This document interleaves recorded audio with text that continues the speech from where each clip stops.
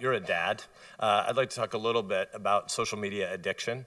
You started your comments today by talking about how Facebook is and was founded as an optimistic company. You and I have had conversations separate from here. I don't want to put words in your mouth, but I think as you've aged, you might be a little bit less idealistic and optimistic than you were when you started Facebook.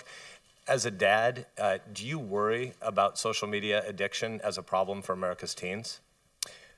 Well, my hope is that we can be idealistic but have a broad view of our responsibility. To your point about teens, this is certainly something that I think any parent thinks about, is how much do you want your kids using technology?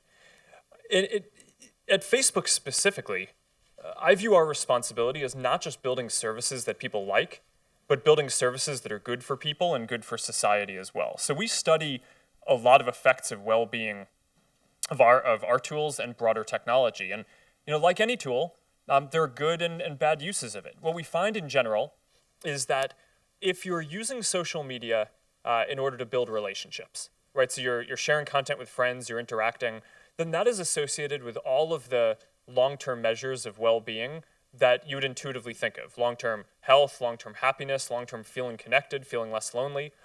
But if you're using the internet and social media primarily to just passively consume content and you're not engaging with other people, then it doesn't have those positive effects and it could be negative. We're almost at time, so I want to ask you one more. Do social media companies hire consulting firms to help them figure out how to get more dopamine feedback loops so that people don't want to leave the platform?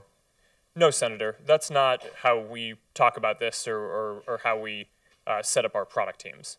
We want our products to be valuable to people, and if they're valuable, then people choose to use them. Are you aware of other social media companies that do hire such consultants? Not sitting here today.